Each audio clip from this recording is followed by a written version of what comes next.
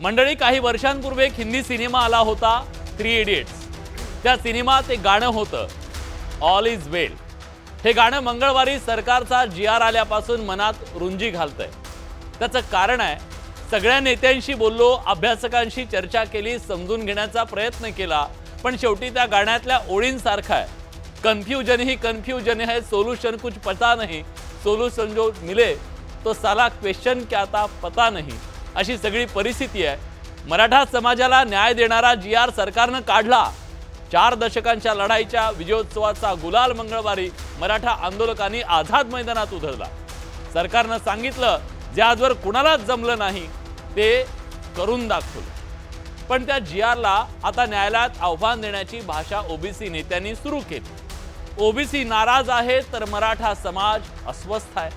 त्यामुळे अस्तित्वात येणारा GR कदाचित म्हणत असेल, मुर्गे का क्या होगा, अंडे का क्या होगा, क्या जाने, अरे लाइफ मिलेगी या तवे पे फ्राई होगा, कोई न जाने अपना फ्यूचर क्या होगा। त्यावर सरकार आणि आंदोलक म्हणतायत, भैया ऑल इज वेल। एकीकडे दोघेही जिंकलो जिंकलो असं सांगतायत, पण खरंच कोण जिंकलं आणि कोण हरलं हे सामान्य माणसाला कळायला तयार नाहीये। सरकारच्या GR नंतर मराठा अभ्यासक नाराज आहेत। काही जण लढाई जिंकलो आणि तहात हरलो अशी मांडणी करतायत, तर जरांगे मराठवाडा आणि पश्चिम महाराष्ट्रातले सगळे मराठे हे ओबीसी जाणार असं ठामपणे सांगतायत। तिकडे ओबीसी नेत्यांमध्ये एक वाक्यता नाहीये।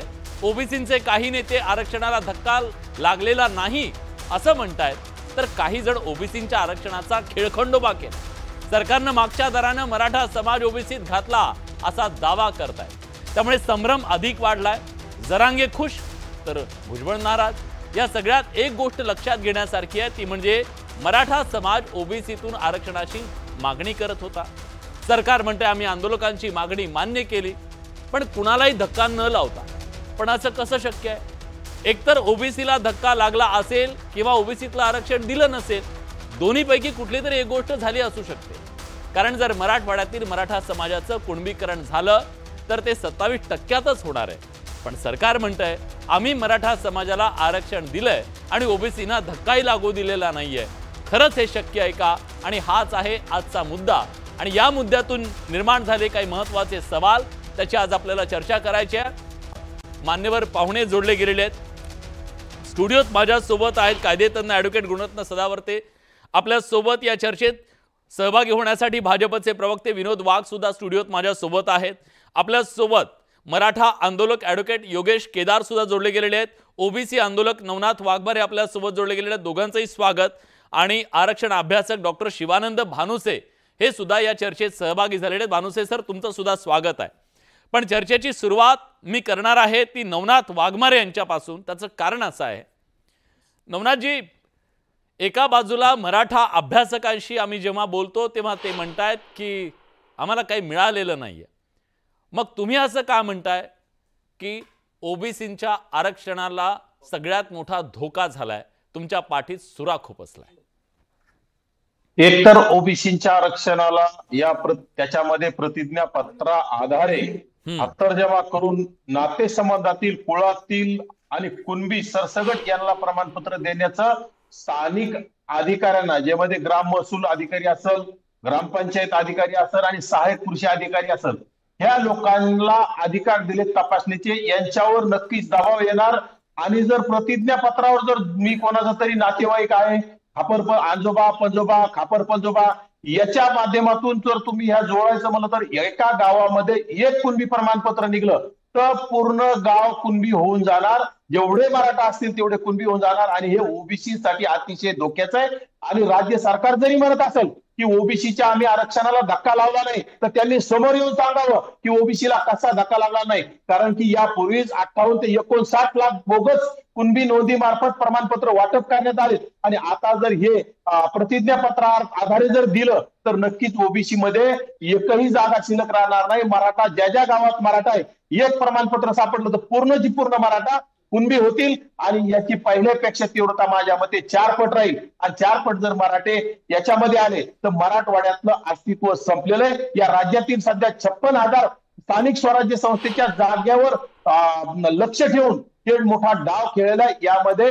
मोठं षडयंत्र आहे। आणि जर यामध्ये मराठा अभ्यासक काही म्हणत असतील किंवा मराठा समाजाची फसवणूक नाही झालेली आहे, तर मी सांगतो याच्यामध्ये मराठा समाजाची फसवणूक नाही, फक्त ओबीसींचा घात केलेला आहे, ओबीसींची हत्या केलेली. खरं तर देवेंद्र फडणवीस साहेबांनी ज्यांच्यावर ओबीसीने आतापर्यंत विश्वास ठेवला, ज्या देवेंद्र फडणवीसांनी ओबीसीच्या जीवावर सत्ता आणली, त्या देवेंद्र फडणवीस साहेबांनी ओबीसीचा केसानी गळा कापलेला, ज्यांनी आजपर्यंत म्हटले ओबीसी आमचा डीएनए, मी ओबीसीची बाजू घेतो म्हणून मला टार्गेट केलं जातं, त्या देवेंद्र फडणवीसांना आम्ही विश्वास ठेवला आणि त्यांनी आमचा गळा कापून घेण्याचं काम केलंय. ओबीसीचं मराठवाड्यातलं अस्तित्व संपलेलं आहे. ठीक आहे.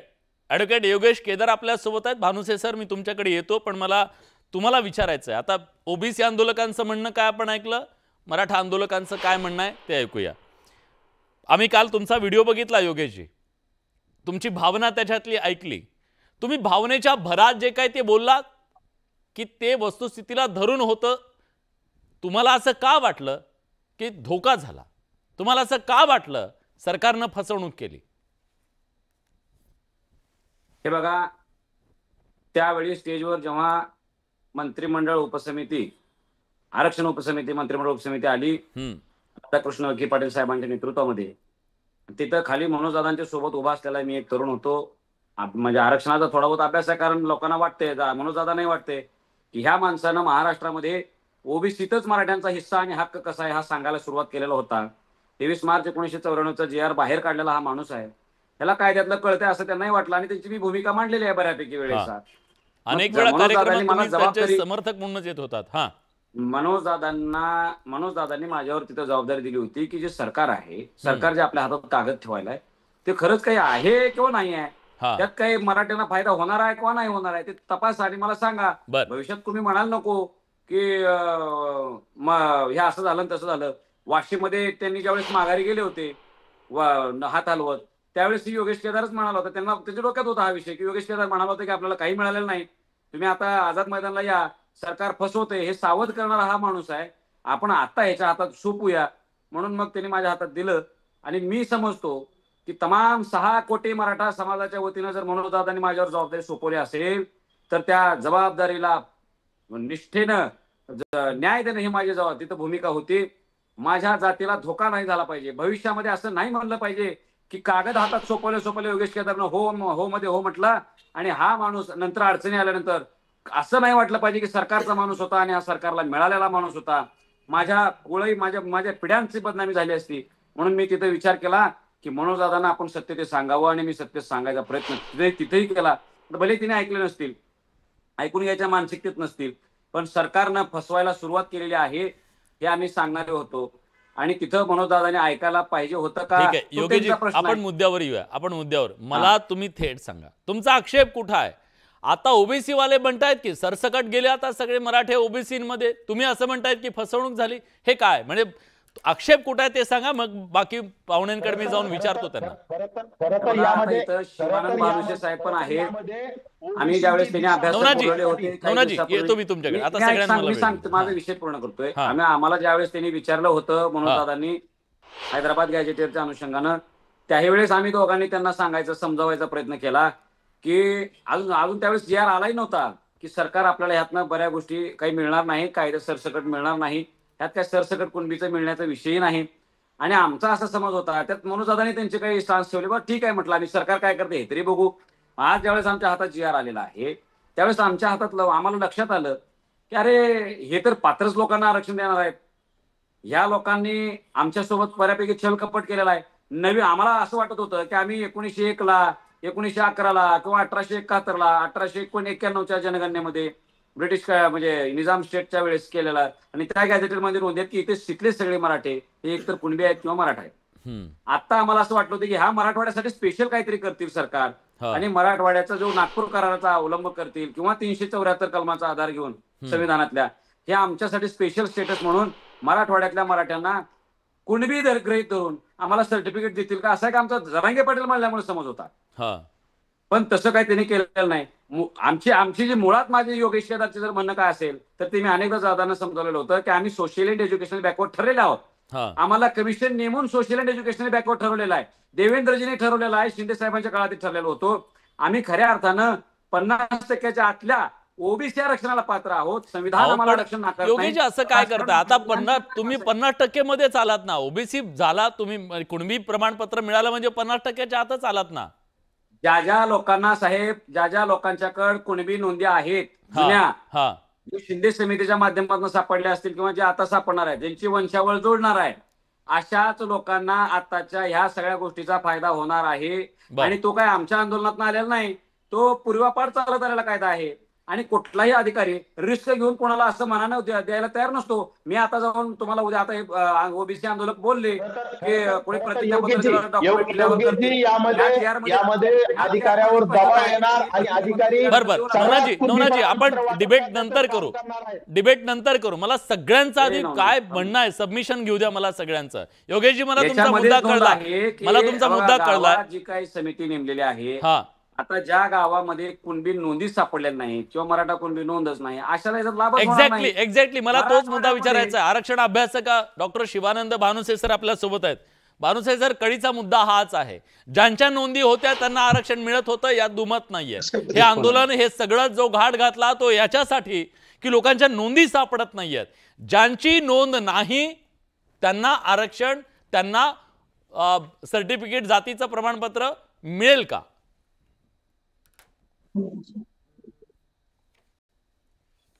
भानुसे सर, जर भानुसे साहेबांचा आवाज नसेल, भानुसे सर माझा आवाज तुमच्यापर्यंत पोहोचतोय?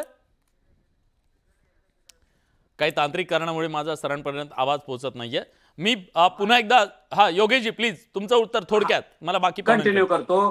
याच्यात काय दिलेलं आहे, आज जे काही ग्रामसभे म्हणजे ग्रामपंचायत लेवलला जी काही समिती नेमलेली आहे ती सक्षम प्राधिकाऱ्याला सहाय्य करण्यासाठी दिलेली आहे.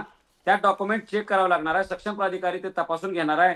जो काही म्हणजे काय म्हणतात प्रतिज्ञापत्र जो सादर करल त्याला तपासून घ्यायची जबाबदारी सक्षम प्राधिकाऱ्याकडे आहे. आणि जो पात्र असेल त्यालाच आरक्षण मिळणार आहे. कुठलाही अधिकारी स्वतःची नोकरी घालवत नसतो, पुरावा दिला तरच आरक्षणाचा लाभ घेता येणार. ठीक आहे मला आलं लक्षात. मी भानुसे सरांना त्याच्याबद्दल सविस्तर विचारतो. वंशावळ जुळणार नाही योगेशजी, जुळणार नाही त्याला त्या आरक्षणाचा लाभ. योगेशजी मला बाकी भानुसे सरांकडे मी जाईन, ते आता तांत्रिक कारणामुळे डाऊन झालेले आहेत, म्हणजे आपल्याशी संपर्क तुटलाय. ॲडव्होकेट गुणरत्न सदावर्ते सर आपल्या सोबत आहेत. तुम्हाला असं का वाटतंय की हा ओबीसींच्या सोबत झालेला खेळ आहे? तुम्हाला असं का वाटतं की या सगळ्यामुळे ओबीसींच्या आरक्षणाला धक्का लागलाय? मराठा समाज तर म्हणतो की आम्हाला काही मिळालेलं नाही. मला दोन गोष्टी प्राखऱ्याने सांगायच्यात. इथे समिती म्हणून ज्या प्रकारे राधाकृष्ण विखे पाटलांनी काम केलं हे completely non application of mind आहे. का हे सांगतो. एका समाजाला 2 आरक्षण असू शकतात का? साधा प्रश्न आहे. मी म्हणजे योगेश सुद्धा माझ्या मताशी म्हणजे दुमत असू शकत नाही आणि वाघमारे सुद्धा असू शकत नाही. कारण एका समाजाला 2 आरक्षण ह्या भारताच्या संविधानाच्या माध्यमातून किंवा रिझर्वेशन ॲक्टच्या माध्यमातून हे नाही आहे. म्हणून ईडब्ल्यूएसचं रिझर्वेशन घेताना तुम्ही दुसऱ्या आरक्षणाला पात्र नसले पाहिजे, दुसऱ्या आरक्षणात नसले पाहिजे असा स्पष्टपणे ऑब्झर्वेशन सुद्धा ईडब्ल्यूएसच्या रिझर्वेशनमध्ये सुद्धा आलेले आहेत. त्याच्यामुळे एक व्यक्ती दोन ठिकाणचं आरक्षण घेऊ शकत नाही. हे असं असताना, हे माहीत असताना आपण मंत्री आहात, परत उपसमितीचे अध्यक्ष आहात, तिथे मला असं वाटतंय की गोंधळ नाही तर डेलिब्रेट मिस्टेकसुद्धा आहे की एक नवीन मराठा पुढारपण माझ्याकडे येते की काय, मी काहीतरी करून दाखवू शकतो की काय. त्याचं कारण 2 आहेत. हे प्रेशर कुठे वाढलं आणि कुठं नमलं हे लक्षात घेण्यासारखं आहे. एक तुम्हाला मी सांगतो की ह्या शासनाचा GR आणण्याच्या अगोदर माननीय उच्च न्यायालयाने स्पष्ट केलं होतं की आझाद मैदान सोडायचं आहे. हे डंके की चोट पे हे सकाळच्या सत्रातच सांगितलं की 3 वाजता आझाद मैदान सोडून यायचं. बरं का, कारण आम्ही सांगितलेले आहेत. मी डबल ती कारणाचं उहापोह करणार नाही. ठीक आहे, मी उहापोह करणार नाही त्याचा. आता मुद्दा काय माहितीये का की हे माहित असताना योगेशजी नो मी त्यांना सुद्धा आधीच सांगितलं, चर्चेला येण्याच्या पूर्वी सुद्धा सांगितलं, सगळ्यांना पुन्हा एकदा सांगतो. योगेश बोलायचं, सगळ्यांनी चर्चा करायची, आपण मुद्द्यावर बोल प्लीज. योगेश जर म्हणलं तर मी थांबतो. योगेश थांबू, बोलायचंय. कारण योगेश ऍप्लिकेशन ऑफ माइंड न बोलणारा मुलगा आहे. मी मानतो योगेशला, असं नाही बरं का. योगेश ऍप्लिकेशन ऑफ माइंड न बोलताय. माइंड नाही, ऍप्लिकेशन ऑफ लॉ सांगा. ऍप्लिकेशन ऑफ लॉ सांगतो योगेश. योगेश मी ऍप्लिकेशन ऑफ लॉ सांगतो. मराठा समाज ओबीसी आरक्षणासाठी कसा पात्र नाही, 50%च्या आतल्या आरक्षणासाठी प्लीज माझी विनंती आपल्या सगळ्यांना नाही. नवनाथजी प्लीज थांबा. हा बोला तुम्ही, एक जण कुणी मध्ये बोलत. याच्यामध्ये प्रामुख्यानं तुम्हाला सांगतो, एक डेलिब्रेट ऍक्ट तयार झाला. ते कसा झाला तुम्हाला सांगतो की ह्या शासन निर्णयावर दोन प्रकारची मतं आहेत. एकीकडे योगेश म्हणतायत की नाही याच्यावर मराठ्यांना काहीच मिळणार नाही, दुसरीकडे वाघमारे म्हणतायत की नाही दबावाचं राजकारण होईल आणि प्रमाणपत्र शिरणी वाटल्यासारखे वाटले जातील. दोघांच्याही मताशी मी अर्ध सहमत आहे. कसं की योगेशचं म्हणणं बरोबर आहे, कारण हा जो शासन निर्णय तो रूल 2012 जे कास्ट सर्टिफिकेटसाठी आहे त्या सर्टिफिकेटला डायल्यूट करून शासन निर्णय होऊ शकत नाही. कारण ते म्हणजे माननीय सर्वोच्च न्यायालयाच्या 5 न्यायमूर्तीच्या एका पीठाने, त्याचबरोबर जम्मू काश्मीर पब्लिक सर्व्हिस कमिशनच्या जजमेंटमध्ये, त्याचबरोबर मुंबई उच्च न्यायालयाच्या माननीय न्यायमूर्ती निशिता म्हात्रे यांच्या जजमेंटमध्ये स्पष्ट झालेलं आहे की ॲक्टला डायल्यूट करता येणार नाही आणि हा शासन निर्णय ॲक्टला डायल्यूट करतो. म्हणून हा शासन निर्णय ॲट पर से म्हणजे ॲट द फेस हा अल्ट्रा व्हायरस आहे, नॉन ईस्ट आहे, अनकॉन्स्टिट्युशनल आहे आणि एन्क्रोचमेंट ऑफ पॉवर आहे आणि फ्रॉड विथ द भारतीय संविधान आहे, फ्रॉड विथ द कॉन्स्टिट्यूशन आहे. हे चॅलेंज होऊ शकतं? चॅलेंज नाही, याला लिगल सँटिटीच नाही. तुम्हाला सांगतोय जरंगेला परत म्हणजे म्हणायचं नाही, परंतु आईस्क्रेट, आईस गोळा आणि कुल्फी देऊन पाठवल्याचा प्रकार आहे, मला म्हणायचं नाही. त्याच्या मागे दोन कारण आहेत. विखे पाटलांचं राजकारण असं होतं की विखे पाटलांची जी लोकप्रियता आहे ती संपुष्टातच आलेली. प्लीज हा ठीक आहे. विखे पाटलांची अडचण किंवा बीडच्या राजकारणातली अडचण लगतच्या जिल्ह्याची ती अशी आहे की येणाऱ्या काळात म्हणजे वाघमारेंनी सांगितलं ना की येणाऱ्या काळामध्ये म्हणजे स्थानिक स्वराज्य संस्थेच्या निवडणुका आहेत. आधी प्रमाणपत्र वाटून घ्या कसे, तर डेप्युटी कलेक्टर एक्झिक्युटिव्ह पोझिशनला जवळपास मराठ्यांचे अधिकारी आहेत. डेप्युटी कलेक्टर एक्झिक्युटिव्ह पोझिशनला जवळपास मराठ्यांचे अधिकारी आहेत. मी तुम्हाला हे यादी वाचून दाखवतो. आणि त्यामुळं जबरदस्ती प्रेशर करून हे वाटलं जाईल. त्याचं कारण जसं मुंडेंच्या दारावर कुणी जायचं, तिथल्या भारतीय जनता पक्षाचे आमदार असोत की कोणत्याही राजकीय राष्ट्रवादीचे असोत, कोणत्याही असो, दारावर कुणी जायचं म्हणजे वंजाऱ्याच्या दारावर कुणी जायचं. तसं जिल्हा परिषदचा सदस्य झाला, ग्रामपंचायतचा सदस्य झाला अदर दॅन मराठा, तर दारावर कुणी जायचं. हा दारावर जाऊ नको, मी मालक आहे, मी पाटील आहे, ह्या मानसिकतेतून ह्या निवडणुका 5 वर्ष 6 वर्ष जे आहेत त्यांना कुठेतरी आपल्या माणसांना म्हणजे ओबीसीचा जरी रिझर्वेशन आलं तर जिल्हा परिषदचा अध्यक्ष मराठ्याचा दिसेल, त्याच्यानंतर ग्रामपंचायतचं जरी आलं तरी ओबीसीचा अध्यक्ष मराठ्यांचा दिसेल, खुला जरी आलं म्हणजे राजकीय आरक्षण धोक्यात येईल असं. मला शिवानंद मानुसे सर आपल्या सोबत आहेत. योगेश आणि नवनाथजी दोघांना माझी विनंती आहे, मी सुरुवातीला सांगितलंय नो भांडण. मानुसे सर आपण चर्चा करू, मुद्दे असले ना माणसाला भांडायची गरज पडत नाही. मानुसे सर, साधारणपणे मराठवाड्यातल्या सगळ्यांना आता एक अपेक्षा आहे की या GRच्या आधारे, जो GR कदाचित तुमच्याकडे असेल माझ्याकडे पण आहे सर, ज्या व्यक्तींना ज्या गावामध्ये कुठल्याही प्रकारची नोंद नाही ते गावं सगळी ओबीसी मध्ये जातील का? ते सगळे कुणबी होतील का ज्यांची कुठलीही नोंद नाही? विलासजी, आरक्षण हे संवैधानिक पद्धतीनं कसं भेटू शकतं हे 1991 पासून मराठा सेवा संघाच्या माध्यमातून, संभाजी ब्रिगेडच्या माध्यमातून आदरणीय पुरुषोत्तम खेडेकर साहेब आणि आम्ही सांगत आलेलो आहे. फक्त मी 1 मिनिट याच्यासाठी घेतो की पहिलं आरक्षण जेव्हा राणी समितीनं दिलं होतं पृथ्वीराज चव्हाण मुख्यमंत्री असताना, ते टिकणार नाही, सेम डेला आम्ही सांगितलं होतं. दुसरं आरक्षण फडणवीसांनी दिलं, ते टिकणार नाही, आम्ही सेम डेला सांगितलं होतं. त्यानंतर आता जे आरक्षण दिलंय तेही टिकणार नाही, किंवा जरांगे साहेबांना जो अधिसूचना काढली होती, वाशीतून ते आले होते, ते त्या अधिसूचनेमध्ये काहीच नाही, हे पहिल्यांदा आम्ही सांगितलं होतं. आणि आता मी स्पष्ट सांगतो, या GR मध्ये काहीही नाही, हे आपण तुम्ही असं का म्हणताय? त्याचा आधार काय? फक्त विलासजी तुम्हाला एक अर्धा मिनिट याच्यासाठी घेतो. प्लीज. मनोज जरांगे पाटलांनी आंदोलन सुरू केलं, त्यांच्या आंदोलनाचं यश म्हणजे 1.5-2 लाख ज्या नोंदी मराठवाड्यात मिळत नव्हत्या त्या शिंदे समितीमार्फत मिळाल्या, ते त्यांचं अभिनंदनच आहे. या आंदोलनाचं फार मोठं यश आहे. पण कालचा जो GR निघालेला आहे या GR मध्ये काही नाही. रविवारी योगेश केदार पण माझ्यासोबत होते. जरांगे पाटलांना आम्ही स्पष्ट सांगितलं होतं, असं कुठलं तरी गॅजेट लावून आणि GR काढून आरक्षण मिळत नसतं आणि ते टिकतही नसतं. या GR मध्ये 2004ला जो आम्ही सुशीलकुमार शिंदे मुख्यमंत्री असताना GR काढला होता, तोच पुढे आता उल्लेख केला तो 2012चा GR, आणि 7 सप्टेंबर 2023ला एकनाथ शिंदे ज्यावेळी GR घेऊन इथे आंतरवली सराटीत आले होते, तो GR ड्राफ्ट मीच केलेला आहे. मी म्हणजे इन द सेन्स आम्ही सगळ्यांनी. तर तो GR आणि या GR मध्ये काहीही फरक नाही. कारण कुठल्याही जातीचे, उदाहरणार्थ कुणबी जातीचे प्रमाणपत्र काढण्यासाठीचे जे नोंद सापडल्यानंतरचे निकष आहेत, ते यानंतर अगोदर जे होते तेच आता राहणार आहेत. त्यामुळे त्याच्यात काही बदल होणार नाही. दुसरी गोष्ट, ते व्हॅलिडिटीसाठी जर समजा शपथपत्रावर दिल्या गेलं तर त्याची व्हॅलिडिटी होणार नाही. सुप्रीम कोर्टाचे तसे जजमेंट आहे आणि त्यानुसारच व्हॅलिडिटी करावी लागते. भारतात संपूर्ण देशात ज्या जाती आहेत त्या सगळ्या जातींना व्हॅलिडिटी करण्यासाठी एकच नियम आहे. त्यामुळे इथे शपथपत्रावर जर जात दिली गेली तर होणार नाही. त्याची कुणबी नोंद सापडावीच लागेल. शिंदे समिती ते काम करते. जे काल करत होती आज करते आणि उद्या तेच करणार आहे. या GR मुळे काहीही फरक पडणार नाही. हा मराठा समाजांनी, जरांगे पाटलांनी सगळ्यांनी समजून घेण्याचा विषय आहे आणि ओबीसी समाजाने सुद्धा समजून घेण्याचा विषय आहे. त्यांना कुठेही धक्का लागलेला नाही. कसा धक्का लागला त्यांनी सांगावं. जर शपथपत्रावर एखादे सर्टिफिकेट प्रमाणपत्र मिळालं तर ते व्हॅलिड होणार नाही, हे आपण समजून घेतलं पाहिजे. विनाकारण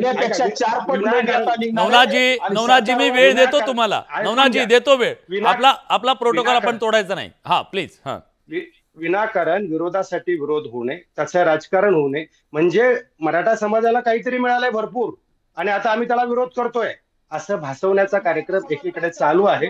तो होऊ नये. नवनाथजी तुम्हाला पूर्ण वेळ देतो. नाही आवाज त्यांचा कमी करा. तुमचा आवाज कमी केला जातोय. शिवानंदजी तुमचं पूर्ण करा. मी त्यांच्याकडे जाईन, स्पेशल वेळ देतो त्यांना. सर, या देशात कोण काय म्हणतंय, कोण काय मागतंय, कोण विरोध करतंय यावर हा देश चालत नसतो. हा देश भारतीय संविधानावर चालत असतो आणि भारतीय संविधानामध्ये 340, 341 आणि 342, 15(4), 16(4) नुसार आरक्षण मिळत असतं. त्या पद्धतीनं ओबीसीचं आरक्षण सोशली आणि एज्युकेशनली बॅकवर्ड झाल्यानंतर, आयोगाने ठरवल्यानंतर त्या पद्धतीची ती प्रोसिजर असते. त्या पद्धतीने ते मिळत असतं आणि तो त्याचा संविधानिक अधिकार. अगदी बरोबर आहे. एक मिनिट. स्थानिक चौकशीमध्ये संबंधित जातीचा दावा करणाऱ्या व्यक्तीचे गावातील आणि कुळातील नातेसंबंधातील व्यक्तींना याचा अर्थ हे एक प्रकारे गेल्या वर्षी जो अध्यादेश दिलेला होता त्या अध्यादेशाची आवृत्ती आहे असं म्हटलं जातंय. सगळे सोयरेची आवृत्ती असं म्हटलं जातंय. तथ्य आहे का? गावातल्या एका बडेला जर समजा त्याची नोंद सापडली असेल तर त्या आधारावर गावातल्या सगळे बडे हे कुणबी होतील का? तर जे वंशावळ असते. नवनाथराव येतो तुमच्याकडे. थांबा, मला समजून घेऊ दे विषय. मी ते तशा चर्चा सोडून दिल्यात आता. ते एकमेकाचे भांडणं ते प्लीज थांबा. विलासजी, समजा विलास बडे यांची जात ती नोंद सापडली तरच ती असते, अन्यथा नाही पाहिजे. कारण तसं मोघम देता येणार नाही, शपथपत्रावर करता येणार नाही. तुमच्या आजोबाची, पंजोबाची, कुणाची तरी, तुमच्या चुलत भावाची, काकाची, अशी वंशावळीत तुम्हाला ती दाखवता आली पाहिजे. त्या वंशावळीत जर ती दाखवता आली, नातेसंबंध काय, नातेसंबंध आणि वंशावळ ह्याच्यात फरक तुम्ही मला त्याच्याबद्दल सांगा. वंशावळीचा अर्थ आणि कुळाचा अर्थ म्हणजे भावकी, पितृसत्ताक पद्धतीनंच. नातेसंबंध म्हणजे सोयरे दायरे नाही, हे आपण समजून घेतलं पाहिजे. सर, मला एक्झॅक्टली त्याच्याबद्दलच बोलायचं आहे. प्लीज तुम्ही पण सांगा सर. त्याच्यात काय आहे की फॅमिली नातेसंबंध, कुळ. हो सांगतो. काय झालं, माधुरी पाटील विरुद्ध कास्ट स्क्रुटिनी कमिटी ठाणे ही जजमेंट आली. ही 94च्या काळामध्ये आली.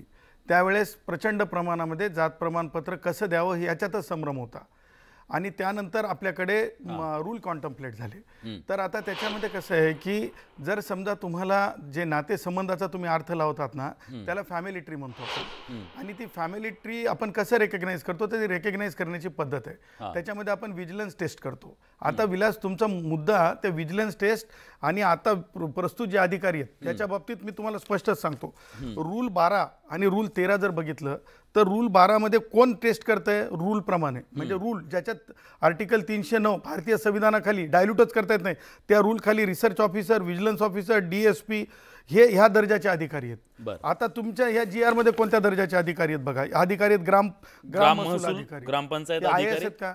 हे IAS आहेत का? हे जे अधिकारी मग हे डायल्यूट केलं असं हे तुमचं डायल्यूट म्हणणं केलं ना, हे डायल्यूट केलं. आणि सांगायचं तात्पर्य की नुसतं तेच नाही तर त्याच्यामध्ये ॲफिनिटी टेस्ट नुसतं तुम्ही एक असं करून दिलं, हे माझे आजोबा ते माझे पंजोबा, ते सुद्धा चालत नाही. त्याच्यामध्ये ती ॲफिनिटी तुम्हाला प्रूव्ह करावी लागते. आजोबाची जरी प्रूव्ह झाली आणि नातीला सर्टिफिकेट पाहिजे तर तिला सुद्धा प्रूव्ह करावं लागते.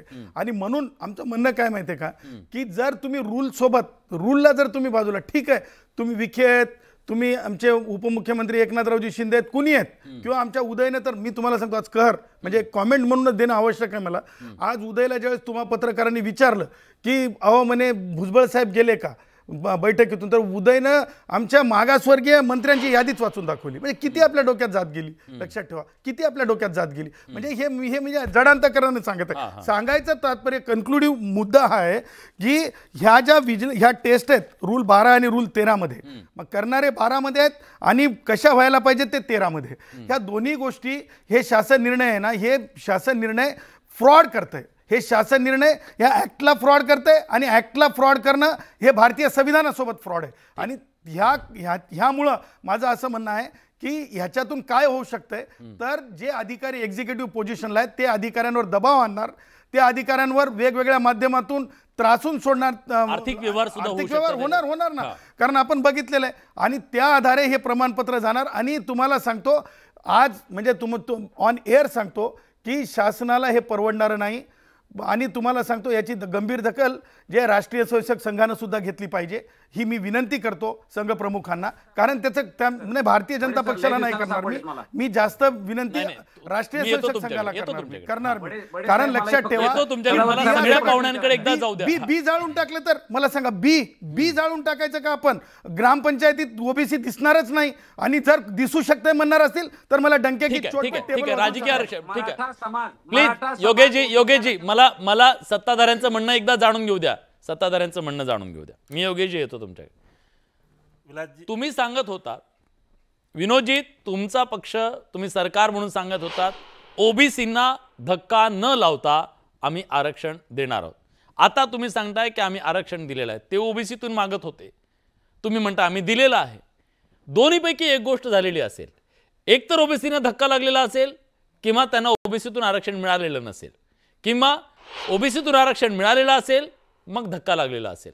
दोन्हीपैकी एक झालेलं असू शकतं की नाही? तुम्ही बघितलं असेल की आता आपण सगळ्या चर्चेमध्ये ऐकत असताना, आपण सगळ्याचे मतं जाणून घेत असताना आपल्या एक गोष्ट लक्षात आली असेल की सरकार म्हणून किंवा एखादा कुटुंब प्रमुख म्हणून ज्यावेळेस निर्णय घेत असतो त्यावेळेस दोन्ही बाजूंनी त्याला मार खावा लागतो, शिव्या खावा लागतात. आता दोन्ही गोष्टी दोन्हीकडून सांगितल्या जातात.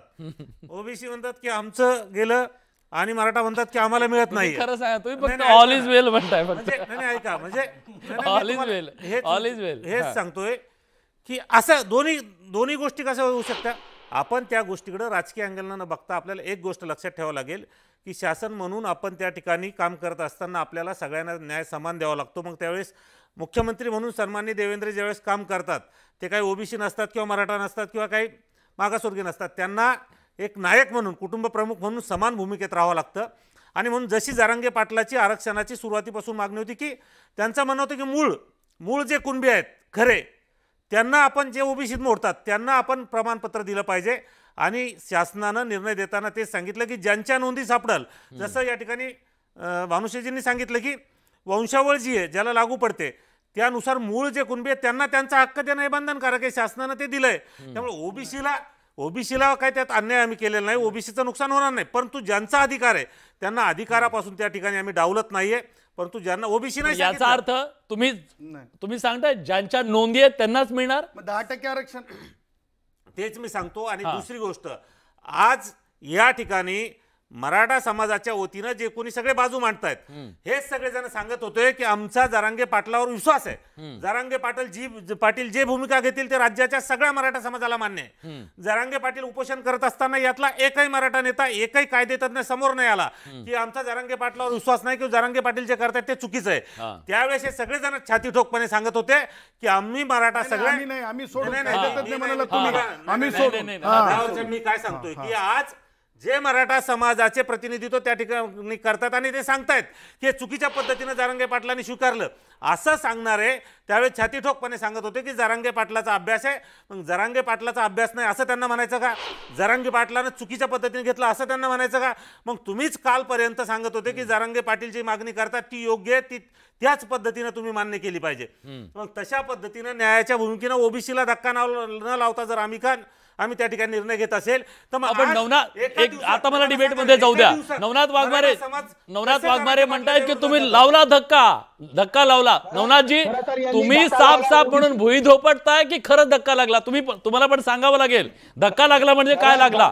खरंच धक्का लागला. या मराठवाड्यामध्ये पूर्ण ओबीसी अगोदरच काही एका गावामध्ये 5-5, 10-10 नोंदी सापडलेल्या आहेत. आणि आज ज्या गावामध्ये एक जरी नोंद सापडली तर पूर्ण त्या आडनावाचा माणूस, त्या जातीतला माणूस पूर्ण ओबीसी मध्ये घुसण्याचं काम करणारे आणि पूर्वीच्याच 5-5, 10 सापडल्या. एकही ग्रामपंचायत सदस्य होणार नाही आणि ओबीसीचं आरक्षण संपवलंय. आणि मला तर माझा आरोप आहे, योगेशजी असतील किंवा शिवानंदजी असतील, यांना मुद्दामून जरांगे पाटलांनी असं सांगितलंय की तुम्ही असं सांगा की ओबीसी म्हणजे मराठ्यांना फसवलंय कारण ओबीसी झोपला पाहिजे. वाईस वर्षा लोक म्हणतात की सरकारला सांगितलं ओबीसी नेत्यांना की तुम्ही म्हणा नाही काढलं पाहिजे. गेल्या वेळेप्रमाणे एकनाथ शिंदे मुख्यमंत्री असताना जे प्रमाणपत्र वाटप झाले त्यावेळेस ओबीसी झोपला, ओबीसीच्या पाठीत खंजीर खुपसला, ओबीसीचं त्यावेळेसच अस्तित्व संपवलंय. आता 4 पट त्याच्यापेक्षा प्रमाणपत्र वाटप होत.